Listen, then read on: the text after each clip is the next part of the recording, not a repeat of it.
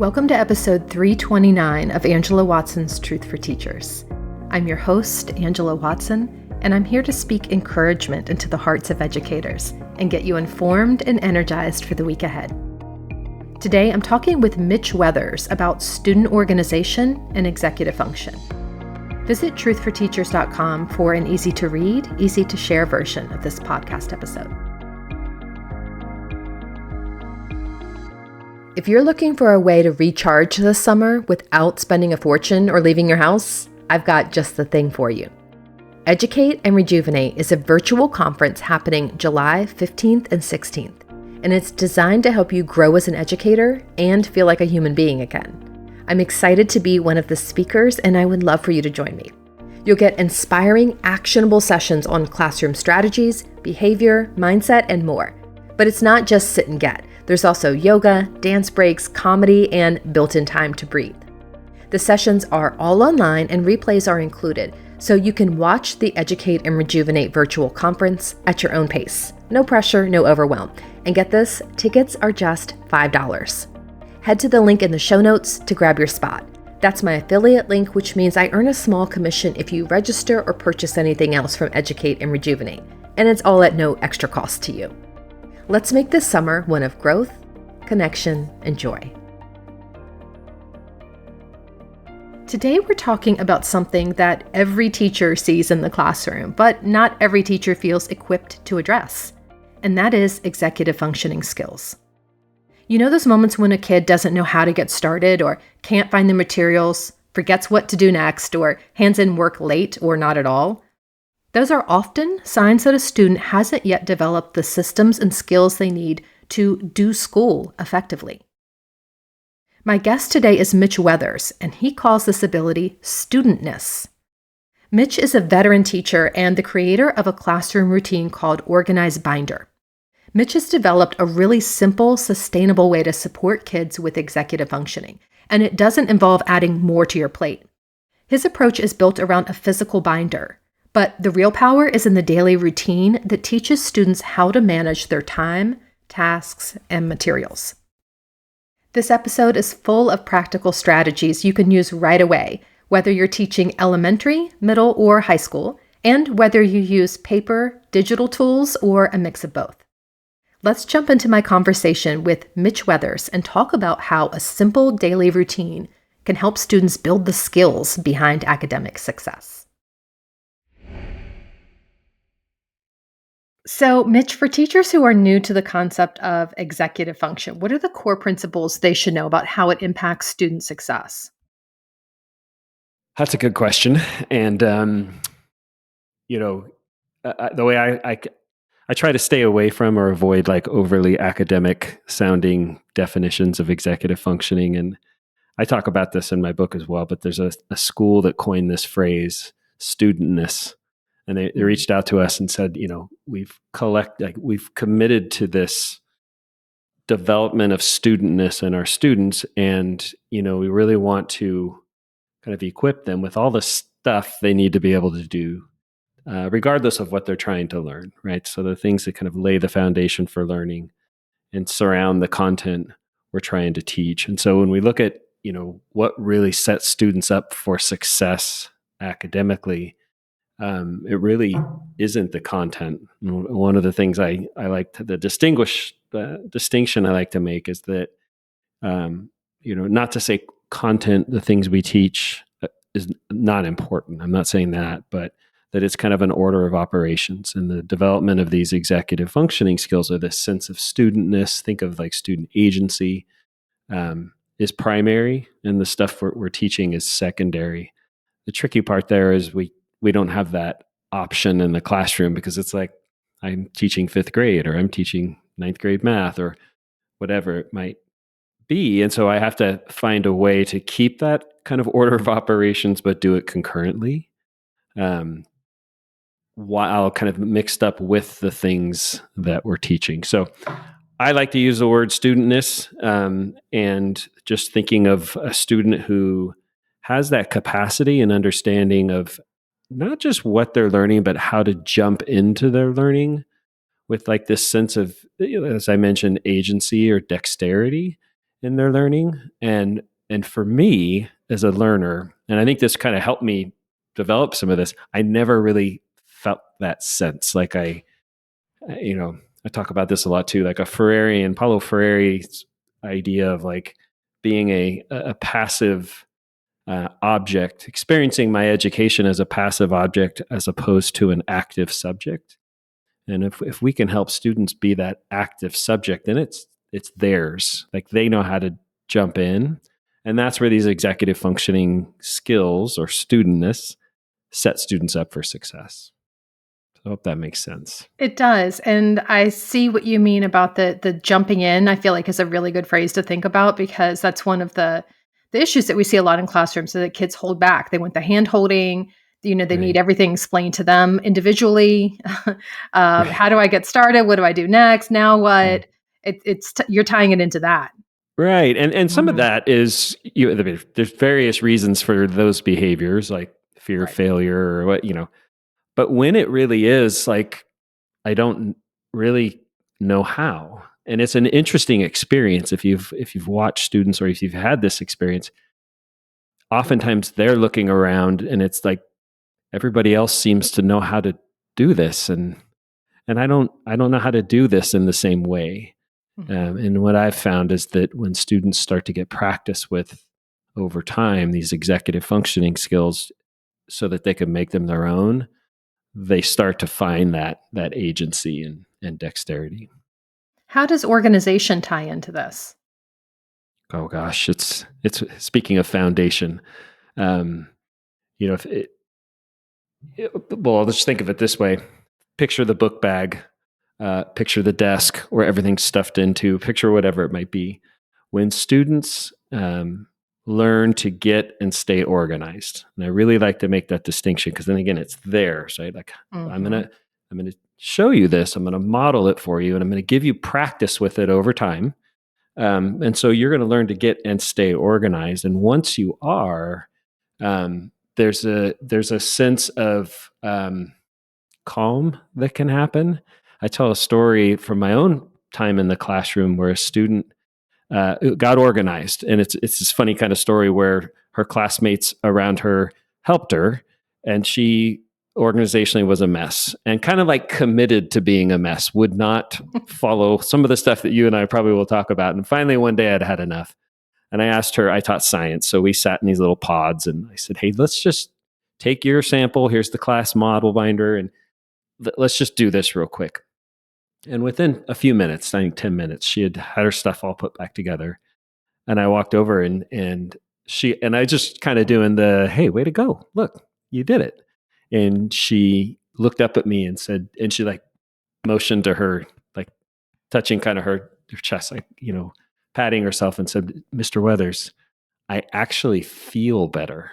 And I was Mm. like, yeah, there's something grounding about organization that once that I'm there, and we all know this, right? You could think of anything, just don't think of my 15-year-old daughter's bedroom, but anything else, it's like once I'm organized, I do feel better. I'm more efficient at what I'm doing. I'm more effective. I tend to enjoy it more. And that's certainly true when we talk about the teaching and learning dynamics. So there's a part of organization that influences task initiation and task completion. If I can find all my stuff and I know where it goes and I'm held accountable to do so, these other skills and habits start to become far more likely, and it starts to influence self-monitoring, self-regulation. So I'm a firm believer, you probably guessed that by the name of my organization, that organization is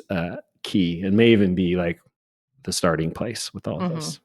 I can see that, because there's a lot of people who feel like I can't even work, I can't even focus if I'm in a messy environment. Right. I have a friend who's like, I can't cook in a messy kitchen. Like the kitchen Right. has to be clean before I can cook. And not Before I everyone's mess it up. brains, yeah, everyone's brains don't work like that. But that it is Right. true, and I think you're right that even people who don't need that organization piece in that same way in order to get started do feel better once things are easier to find and they're not wasting time digging around and Right. distracting themselves by trying to find what they need. Yeah, and it absolutely, and I want to highlight what you said there. This the individualness of how I learn, or we'll use your analogy, how I cook. Mhm. It might mean that whatever I'm doing, I do make a mess. But again, knowing how to get back to that place where it's like, okay, let's put everything back together and where it goes. And I have that kind of starting place and that sense of, okay, I got this. And then knowing one's own process, but then knowing where to get back to there's a lot of empowerment that can happen for a young person in the classroom with those skills, right? So let's get into what that looks like then in the classroom. How can we as educators create an environment that supports the development of executive function Mm, skills, especially for kids who struggle with organization? yeah. Yeah. Um, yeah. Let's say loud and clear, executive dysfunction is real. You can see it, and that's one. I'm a proponent, a starting place with this work in the analog, because you actually see it. That book bag can actually be a gift in a way. It's like, hey, what's going on here? We can see it. Let's take action. But the key word I want to hone in on, and I really appreciate that question, Angela. But the word is environment. When we talk about executive functioning skills, they're not actually taught in the traditional sense of that word. They're best learned when students clearly see them modeled and they get practice with them every day. And then over time, they become their own. And so, uh, Paul Tuff, in his book, How Children Succeed, has a great line. He says that if we can shape the environment in ways that leads to better executive functioning, we can set students up for success. I'm paraphrasing, of course, but this idea of thinking about your environment, and I love this conversation with educators because everybody's environment is their own. It's unique. And you could be a classroom teacher, you could be a para, you could be a school leader, a district leader, you could be a bus driver. Like, what's your environment that you're shaping, and how do we start to shift that or transform that in ways that leads to better executive functioning? Would you like me to kind of unpack that for someone using these strategies with inherent to organized binder? Would that be helpful? Let's talk about general classroom Okay. management and environment, and then let's get into the notebook. Okay. Yeah. So 3 keys, as I mentioned, when students clearly see them modeled and get practice with them by virtue of routine. So clarity, modeling, and routine. So if you're here's the thing, right? We'll stick with that fifth grade teacher. Um, I have a lot of content and curriculum I'm tasked with teaching. And one thing we all know, if you've spent any time in the classroom, you never have enough time. There's never enough time in the day. There's never enough time in the school year to get through with what I want to or what I'm tasked with teaching. So there's this inherent time crunch to what we do. Um, and so even if I want students to develop these executive functioning skills, where am I going to fit it in? It's just not realistic.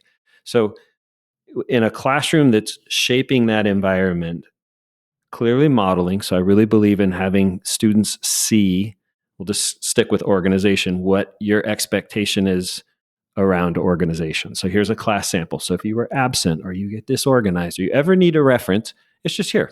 And I'm going to update it every day as you're doing yours. Second part of that is routine. So the subtitle of my book, Creating Safe and Predictable Learning Environments, I really believe in the power of predictability in particular. And you had mentioned for students who struggle organizationally, but in particular, the predictability in a learning environment for students whose lives outside of class or outside of school are anything but predictable and might skew towards chaos. When they find themselves in a more predictable learning environment, there's Stephen Krashen's effective filter. Like I can let my guard down and engage because it feels safer, right? And if by virtue of participating in this predictable daily routine, and what I mean by that, Angela, is how we begin, how we transition, where we put our things, how we conclude, right? If by virtue of simply participating with the class in this routine, I get practice with these executive functions within the context of what I'm learning.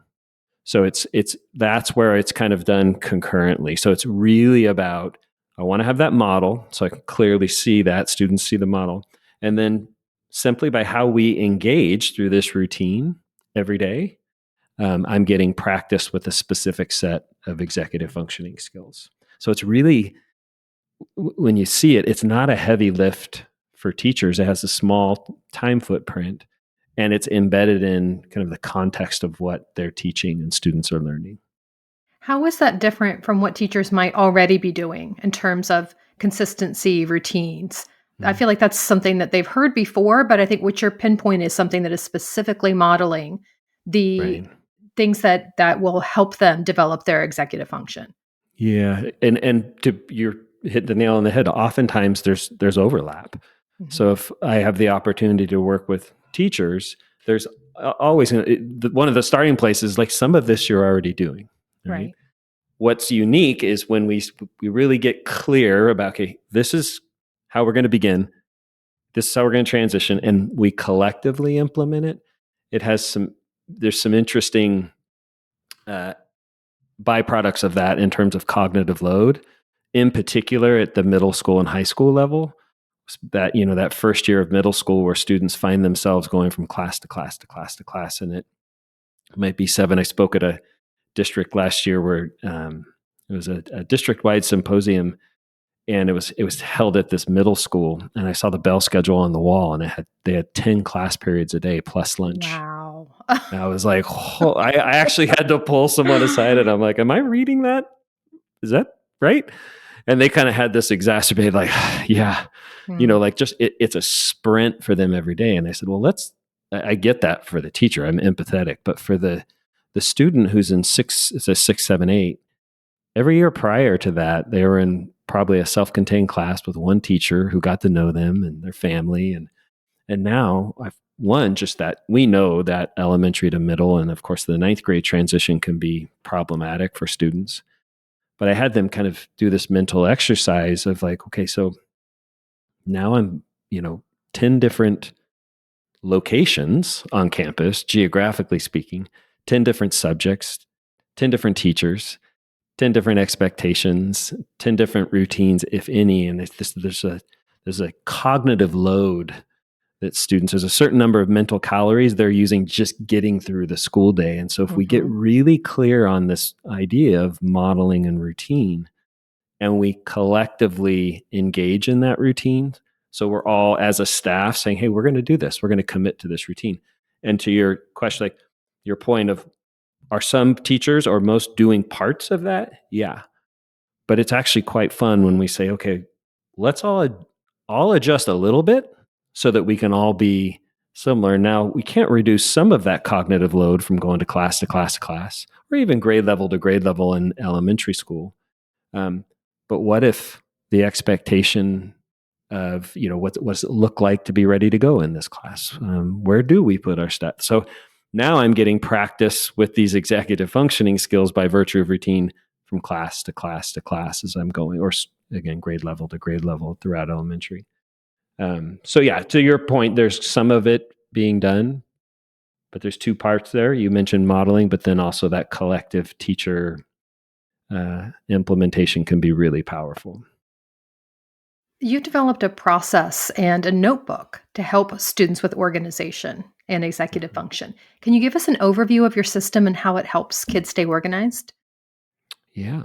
Um, it's a program called Organize Binder. It spun out of my own teaching practice. I had no intention of ever sharing it, or now being in a place where I get to talk to people like you. Um, but my students were struggling. So I live in Northern California, and I spent most of my career um, as a ninth grade science teacher at a large comprehensive Title I public high school. And a lot of my students struggled. Most of my students were multi-language kiddos. And as I got to know them early on in the classroom, I was like, wow, you're entirely capable. Like there's something missing here. Hmm. And I don't know what it is. I had my I was fresh out of graduate school. I went back for a credential, and then I did a master's in cross-cultural pedagogy. Hmm. So if you think about it, I'm in this classroom. I'm the guy that's supposed to know how to do this with students, many of them from other countries and cultures. And I just didn't. And so it dawned on me one day, like, oh, you don't know how to do school. And as I mentioned earlier, I was never, I got through school, but I was never super comfortable with it, and felt very passive most of the time. And so I just started trying to iterate on, okay, what has the greatest, I just wanted to answer one question. And it was, what's going to help you succeed? If I can identify some of those things, I'm going to do more of that. And if I can't make that connection with something I'm doing, I'm just going to stop doing it. Now, I was a new teacher and naive enough to just do stuff like that and throw caution to the wind. But over time, what started to evolve was first kind of this idea of very clearly establishing a routine. Lisa Delpit and Other People's Children, if I had to paraphrase her kind of thesis, is that we need to make explicit that which is implied or implicit in the classroom. Mm-hmm. And I really started thinking about that. Okay, how clear can I make my expectations? And if I can I do so in a way where I don't even have to use words? So you could walk into my classroom and just by nonverbal visual cueing, of course I would be backing it up verbally. Could students get practice with day after day after day with my expectations around how we're going to begin and how we're going to transition and whatnot? And I kind of became just completely fascinated by that process. I also recognized, wow, when I started analyzing my practice, I was relying on verbal communication far too much, almost entirely. And it's back to that cognitive load. If there's an equity issue when if I'm having to translate everything I'm reading and everything I'm hearing, and the person sitting next to me is not, because they speak that language as their first or primary language, there's an equity issue there. And so I really got trying to figure that out. And that's where organized binders started to evolve. And it literally, it's a physical analog binder. It's color coded with tabs. That's that nonverbal visual cueing. And each step of this routine, we're in a different place in that binder with the colors. And so I could have newcomers into my class. I could give them an organized binder, a little bit of instruction, but they're going to see it modeled from me. But let's say there's 30 students in the room. There could be 29 other visual reminders because they're flipping through their portfolio. We're doing this together as a learning community. What started to happen was, as a byproduct of this routine, one of the steps, the third step in the routine, is we model and practice organization every day. We have a table of contents, and anything that students are going to create that day in that lesson or that school day, anything I might give them, maybe it's something out of a consumable, whatever, it's the curriculum, the stuff we're learning, it just simply gets indexed on this table of contents. I'm, again, modeling that. I have mine. If you have nice penmanship, it's under a document camera. I don't, so I would do mine digitally, whatever. And students see it. I'm introducing the lesson while they're recording it. And we just keep this log as we're going through the unit. And what started to happen, one, just, the power of zeros when students aren't losing work. I mean, how many times have you talked to teachers and it's like they do the backpack or the locker clean out and there's work that's completed or partially completed that hasn't been turned in. It's just been kind of lost. And when students learn to get and stay organized, there's almost an immediate grade bump, but it's back to that. It's how you feel. And so students, this is what's interesting about organized binders. It wasn't the students, it was teachers that started showing up, my colleagues, to my classroom asking about this binder system that the kids were talking about in their class. And, again, ninth grade science, the first person who came, English teacher, Nick Muse, stopped by and just said, they're really excited about what's going on in here. Can I use it in my class? And I was like, sure, let's do this. And then other people start showing up. And then the following year, not my decision, the ninth grade team adopted that program school-wide. And so when I talk about collective teacher efficacy, which, by the way, if you follow the research around effect size, it has one of the largest effect size of anything. I actually lived that. And now I have the experience of going to campuses and working with teachers, and we collectively implement this program.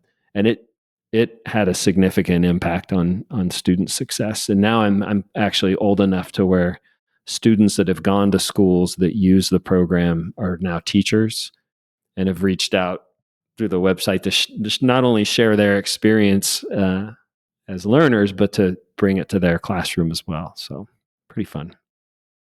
A lot of students with organizational difficulties can feel overwhelmed by just the sheer number of tasks that they have to manage. What Mm-hmm. strategies can teachers use from your system to help students break down larger tasks into more manageable steps? Yeah, two steps. I would say what we call the agenda, but just think of a calendar, and back to that table of contents. Because when we look at the sheer volume, you're absolutely right. It's volume of tasks, and with that comes volume of assignments or resources that they need to manage. Um, I'm a proponent of, if you're picking one place to start, I would start with organization, in terms of the assets, the stuff, but then really quickly, or maybe even at the same time, looking at time organization for students. And my experience with that is every single day, and for the routine that I keep talking about, that's the second step of the routine. So the first step is always flexing students' working memory through retrieval practice, which is just like looking back. What have we learned? What did I hope you got from the previous lesson or lessons? Second step is, let's take a moment and talk about what we're doing today. That's back to that predictability. It allows me as a teacher to be very clear about, okay, here's where we came from, here's what we're doing today, here's where we're going. So making those connections and through lines for students. But then very clearly, not your entire lesson plan, but a little snapshot of what we're going to do today, right?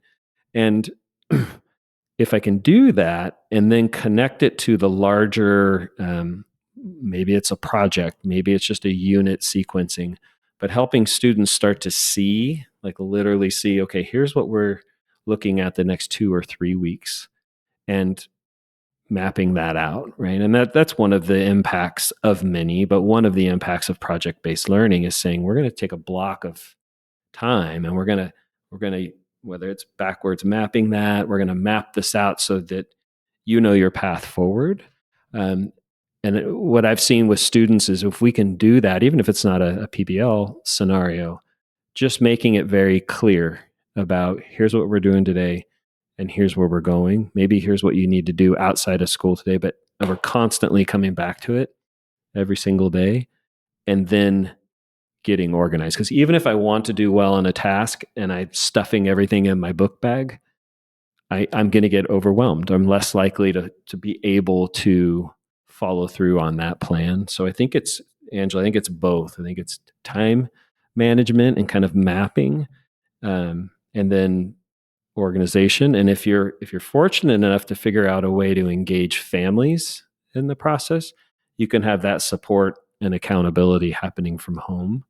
So if you can, we have a bilingual guide for families that goes home. So when a student gets what we call the student bundle, part of it is this guide, and it's a gift. Goes home, and parents love it, right? I mean, what parent doesn't want their student to set goals and get organized? And but that time piece, like, what did you do today? Hmm. What do you have to do tonight, if anything?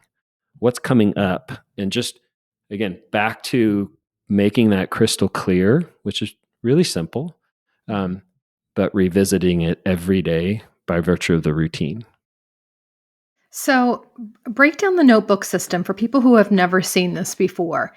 Mm-hmm. The way that it works is there is a daily classroom routine that stays consistent that Mm-hmm. corresponds with the binder. And you go through this series of steps and procedures every single day. So kids know how to be successful. It keeps them organized.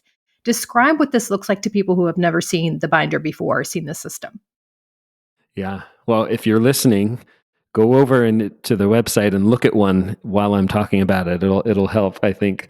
Um, but yeah, you nailed it. The binder is simply a tool to engage and participate in the routine. That's what it is. And again, as I mentioned earlier, as a byproduct of engaging in that routine, I get practice with these executive functioning skills. So, if I could describe it, it's a physical binder, and as I mentioned, it has tabs A through H. They're all color coded. Um, the reason those letters exist as well, because I realized early on that some students don't see color the way that I might, or might be completely colorblind.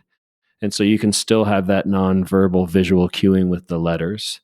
And if you're thumbing through one of these binders, you'll see that the tab, I'm just going to say tab A is gold. And when you open up tab A, that's the goal setting template. And so we're setting goals every 6 to 8 weeks with an actionable daily task, and we're constantly coming back to them. But it's just meant to be that quick reference.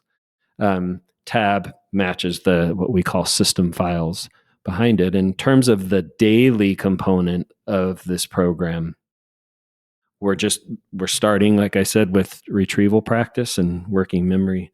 We're taking a moment to look at the time, look at what we're doing today, and then practice. Like it literally is.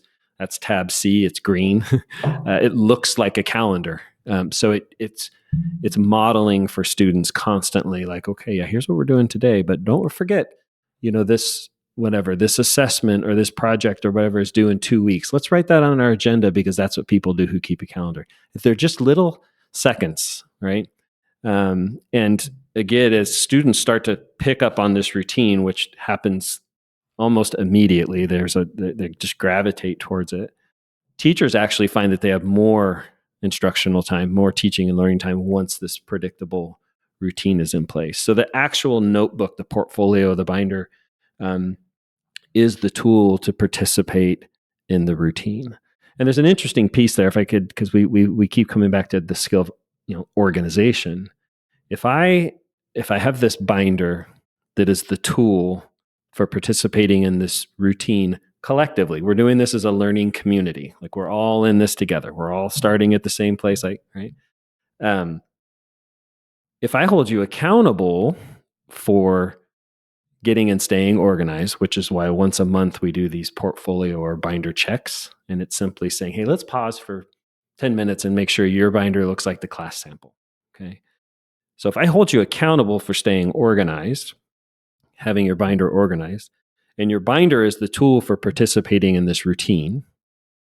So if your binder is a complete mess or you don't have your binder, you're less likely to engage with us as a learning community. So if I hold you accountable for getting and staying organized, and that tool is what you use to participate in the routine, and as a byproduct of participating in the routine, you develop these executive functioning skills that research overwhelmingly shows lays the foundation for success in learning. Just by holding you accountable organizationally, I'm making it more likely that you're going to develop these executive functioning skills. Does that make sense? Yes. Right. And I could only do that if I was modeling it. I can't just say, hey, Angela, here's a binder. You need it in this routine. I'm never going to check it. I'm not going to model for you. It just starts to fall apart. So they are making goals every 6 to 8 weeks. They're checking on them regularly. When they're looking at the calendar under that tab, they're looking to see how does today's objective fit in with what's coming? What have we done before? It's kind of looking at it contextually. What are our due dates? And then there's that table of contents where they're listing everything that goes into that binder, all of these different assignments, notes, etc., so they know where to find things, and it's all in there together. Is that a good summary? Yeah, there's other parts. Like the organization is 2 parts. We also have a toolkit, because what happens at the end of every unit of study, and every teacher I've ever met, any grade level, any subject, we all teach through thematic units of curriculum of some sort. I mean, it could be chapters in a math book. It could be framing it around a novel or scientific phenomenon, whatever, right? When we get to the end of a unit of study, that table of contents becomes a cover sheet. We staple it together. We call it a unit chunk. There's a full-length tab in the binder at the very back. You put that unit of study there, you get a new table of contents. We start the process over. So what's happening, and again, seeing that table of contents is just simply the third step in the routine. It could be 15, 30 seconds long. It's not a thing, but it's every day. Just checking. Here's where it's supposed to look like. Don't forget, we're going to add this one thing to it today. at the end of the school year or the end of the course, if it's a college or a block schedule where it's a semester long course, students create a course long portfolio from the very first day to the very last day that's kind of their trophy. They take it with Mm. them. And it's a byproduct of routine and not like grades. Like, all the kids with A's, they're they're organized. No, everybody's getting practice with this and creating this, like what in Arizona they call like a data binder or an evidence binder in other places. Mm-hmm. Think of a student-led parent-teacher conference, and they have everything they've done up until that point or at the end of the school year. It's really powerful. I only bring that up to say the toolkit is just what it sounds like. It's a place where, like, if I have a little toolkit on it and I take out my screwdriver and I use it, well, I don't just leave it there, right? I might need that screwdriver in an hour or next week for another project. It's got to go in my toolkit. So anything throughout the course that I'm going to add to as a teacher, or I want them to be able to reference at any point in the school year, would go in the toolkit as opposed to one of those table of contents. And it helps students. So when we talk about organization, and again, learning to get and stay organized, that's a really important distinction. And oftentimes I think students see it's just stuff from school. You mentioned it, the overwhelmingness of stuff, right? Well, if I can start to make that distinction, like, okay, yeah, this is the stuff I'm working on and I'm trying to learn, and but these are these resources and tools that I can reference at any time I get stuck or need them. That's powerful for them, and it's. I always had a really fun time because if it was like this time of the school year, I could be like, hey, turn to your toolkit number 1 and look at those notes that we took in August about whatever. And Mm. they would all do that. And I would stop the whole class and be like, hey, I'm excited for you to learn all of this, but you know what I'm really excited about? Look what you just did. Like, those are notes you took, whatever, 4 or 5 months ago. Mm-hmm. And you know right where they are, you know how to reference them. And don't forget that you can do that. So That's a great example of being explicit with students about what we're doing and why we're doing it, that it's not just something to do for its own sake, but this is actually a reference tool that you can go right. back and utilize later. And I think this is so important because often elementary teachers they'll have some sort of system for how to keep kids organized. So by the time they get to middle or high school, there's an assumption that, oh, they should know how to do this already. And that is absolutely not the case. There is nothing that about a 12, 13, 14-year-old kid that would make them inherently organized unless they are naturally that way, unless they have parents who have raised them that way, unless they have a very organized home.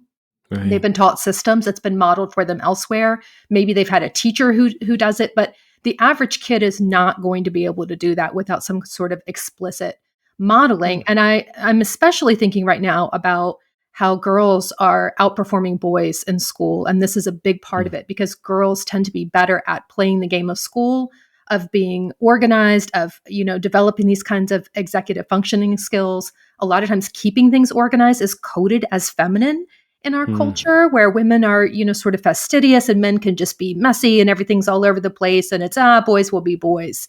But you Right. have to have these skills in order Yep. to be successful in school, in life, in career, and so on. And we have to give kids this structure, and they are not, this is not something we should expect them to figure out on their own, even in high school. Right.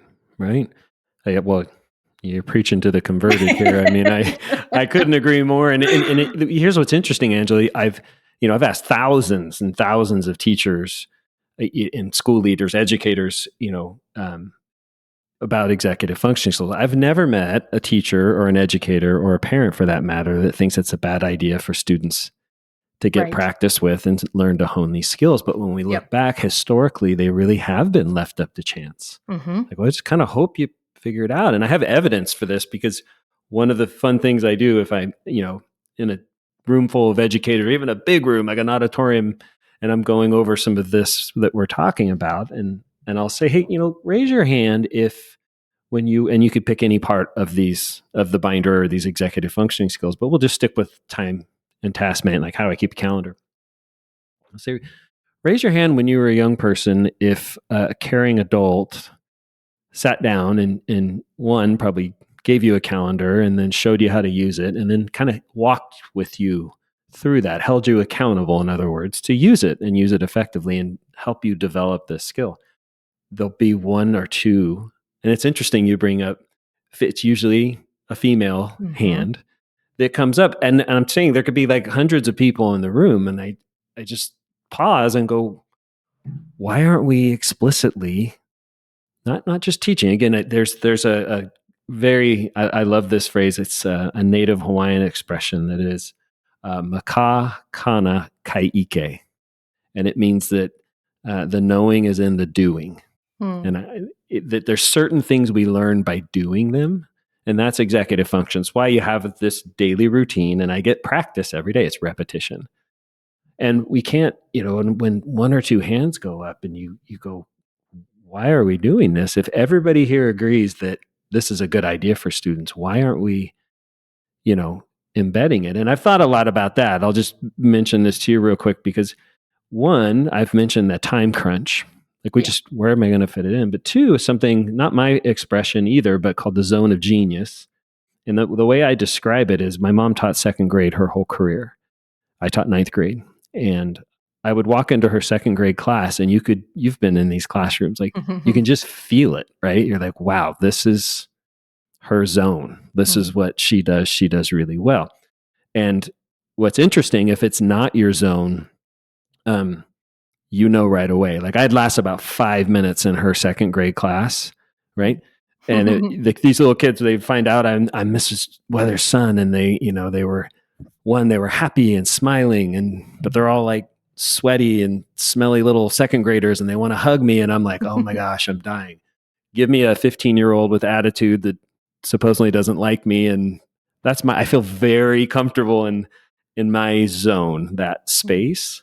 But if you think about it, if teaching executive functioning skills, which again, they're not taught, but if equipping students with executive functioning skills, like I want to do that, I don't really know how, and I have this time crunch, and my evidence here is I can't tell you how many times a veteran, like switched on, still passionate veteran teachers have come up after a talk and be like, oh my gosh, this is everything I've always known I need to be doing. And I haven't gotten around to it. I do parts of it, to your point, right? I do parts of that. But the fact that it's embedded in this routine, I can implement a routine and I can keep a model. And there's another piece there for the school leaders on the call or tuning in. The truth is teachers can struggle with executive dysfunction as well. And so that class sample can really be a lifeline for them. Yes. Yes, absolutely. Because most of us are not taught these skills, even in teaching college. I had a classroom management course that was focused mostly on behavior management. There was nothing about how to organize my classroom. How do I keep up with all these materials? As an elementary teacher, I have a lot of stuff. Like, how do I stay on top of that? How do I manage papers? How do I do email? I mean, that's part of why I ended up creating the 40-hour teacher work week, because I realized teachers were just expected to be productive, expected to be organized, and never really shown how. And then we wonder why students aren't able to do it. When we're drowning in our own papers, our own materials, it's really hard. And I think we shouldn't assume that, a good teacher would have this down, because it's simply not true. There are lots of teachers who are extremely talented, really good with kids, but struggle in this area. And it can be from executive function. It can be simply they never had a way before. And that's what I like about your method, is that it's simple. It doesn't take up a lot of time. We're not being too precious about the notebook, where we're spending all of this time maintaining it and, making it look a certain way. It's very functional, and it actually helps the class routine flow better. It's a useful start and end to class. It actually kind of builds that framework for all of the instruction that comes between, without taking up a lot of time. Exactly. That's the key, because we don't have enough time to begin with. Yeah. So it really is a support of what teachers are already doing. Yeah. We've all been through a professional learning experience or professional development. And even if it's great and it causes you to completely reconfigure everything you're doing, even if you're drowning, right? As you're mentioning, it's just not likely it's going to end up on the shelf. And so one thing I'm really proud of is we can come in with a district or whatever it is and work with teachers. And it's those I'll just say like micro adjustments, because some of this I might already be doing, and now we're going to be doing it together. And so it's realistic. So two quick logistical questions. One, okay. how do you incorporate digital assignments in terms of keeping this record for kids? Yeah. Very easily. This is, and it's even easier to understand if I could model it, but I'll do my best to just kind of talk about it. But let's back up a little bit and recognize that whatever the LMS, we'll just stick with Google Drive or Google Classroom can be the digital version of the book bag. Mm-hmm. So, just having a Chromebook doesn't make it, and that's why I had mentioned earlier, this kind of like red flag. When I look, I can see it. Whereas opposed to digitally, not that you can't, but you don't see it in the same way, right? But it's absolutely simple. And what happens, so if you could envision our table of contents, for example, each unit of study, as I mentioned, has its own table of contents. So they could be like sequential, or it could be concurrent. That same nomenclature, the table of contents, like let's say it's unit 9, there would be a folder in Drive or in Classroom, same exact name. And when I open up that folder, I'm going to see whichever of the assignments, they're all still listed on my table of contents, right? So if you can kind of visualize a unit of study that has, it's 2 or 3 weeks long, let's say it has 20 different assignments and resources that are part of that unit, whatever they might be. And if 4 or 5 of those exist digitally, there's something that are in my Drive or in Classroom. The most common practice is that there's a number. So each assignment has its own number. That number gets written in the upper right-hand corner. Either a teacher will opt for like just a little insignia around the number, or more commonly I see it, anything that it's listed on the table of contents, but it's highlighted a certain color. So orange, let's just say, I'm making this up. Anything on the table of contents that is orange, it's not behind here physically, but it's still part of this sequentially. So conceptually, I'm understanding they're not two different things. And I think that's true for a lot of students. It's like, I have some stuff over here in my Chromebook, and I have some stuff here stuffed in my book bag or in my binder. Mm-hmm. I'm saying, well, but they all go together. It's just they're different resources. So it's really that simple as I would say, oh, okay, I need to look at number 5. And I love being in an organized binder classroom where they're doing this. You'll see a Chromebook open and there's an assignment. So I click on that folder and I see the 3 things that are highlighted in orange here. They're right there in my folder. I open it up. There's number 5, whatever it is. And I'm looking at that while I'm doing this thing here at my desk on paper in the real world. So it's seamless. And what I've seen, and that same thing is true of that toolkit, having the analog can help to inform digital organization or digital executive functioning as well, which is important. I mean, it's the world we live in. So I am definitely not anti-digital, but there's something about that tactile, that knowing is in the doing, but it's very simple to incorporate. Sorry, I'm going on and on. You said a quick question, so it should be a quick answer. that answers it. That definitely answers it, because you're saying that like we're still tabling everything in the table of contents. It's still being recorded in one place, even if it's not actually archived there. Correct. My other question is, how do you respond when a student either does not bring their notebook to class that day, they forgot, or if they have lost it altogether? Yeah. So if of course there's going to be days where kids forget stuff. That's just the truth of life. We all do that. So those one-offs, most of the time, I'll just speak from my own experience. And I say the same thing in teacher trainings. Okay, here's a piece of paper. Let's write what we call the kickoff, which is how we start. At the end, when we're reflecting again on what we've learned throughout the lesson, and you're going to write it there. You're going to write you're going to do the same thing. You're participating in the routine. And then when you take that home or you bring your binder back, we're just going to quickly update it and put it in there. So you have this portfolio.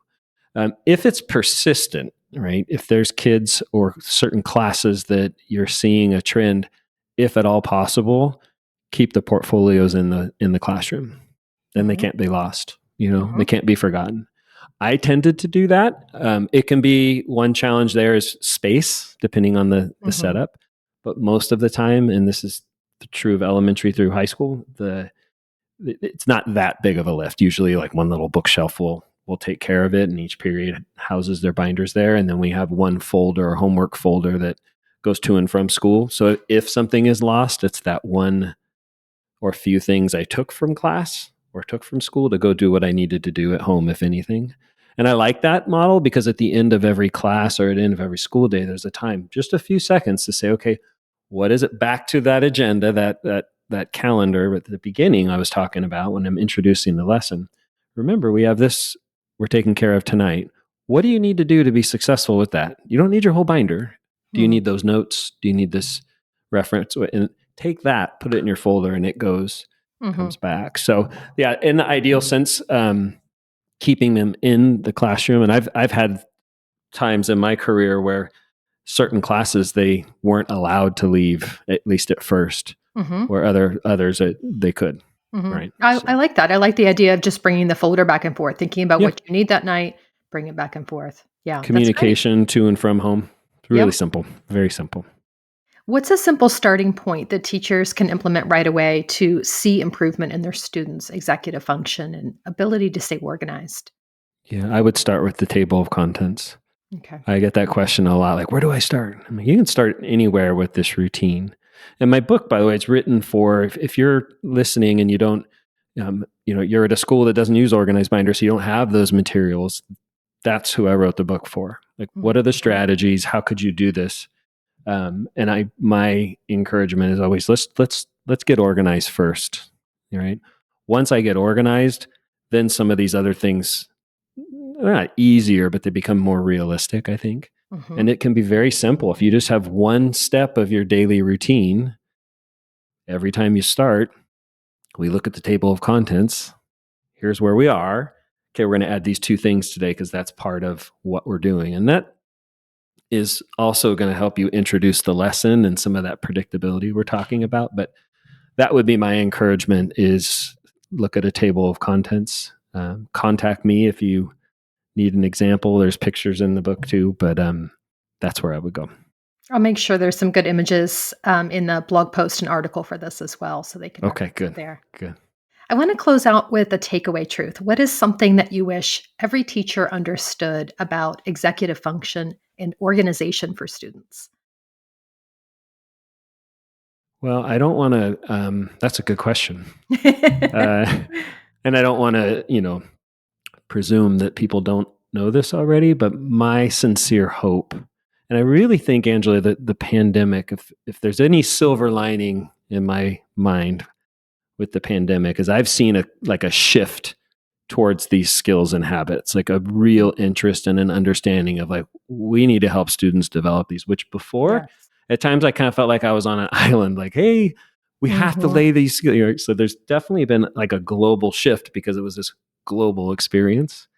But even so, my that truth, that takeaway is I hope that someday we will, as educators, be as committed to developing studentness in our students as we are to the teaching of the content, Mm. the time and finances we put in around assessment and technology, that we would take the development of these executive functioning skills as serious, or maybe even commit more to the development of the learner, the whole child, and take that as serious as we do the other things. And again, that does not mean that those other things aren't important. I just want to see this as, or maybe even more important. So that would be my one call to action or truth for listeners. Okay. Thank you so much, Mitch. Where can folks go to learn more from you? um, the easiest would be Mitch at organizedbinder.com. That's my email, and I'm saying it publicly. And I know you have a lot of people that listen, but I'm going to just say it out loud. I think I made the mistake. I asked Corwin, I had finished my book, and I just like interacting with educators and parents and hearing from them. And I said, can I just, when I sign off, can I just invite people to contact me? And they were like, sure, you can. Well, it's really, the book's been really popular. So I've been playing catch up on emails, but that's the easiest way. But organizedbinder.com is an easy way to learn about this work and contact me. Myself and my team, we're, Organized Binders on social. I'm on social. I am notoriously not that active on social. All my friends make fun of me, but I'm doing better. I'm getting better. But you could contact me either at Mitch Weathers or at Organized Binder on most of those, but probably just the website or email. And I really mean it. I'm joking with Angela here, but I would love to hear from you. If this is resonating with you, reach out and we'll have a conversation and I'll help however I can.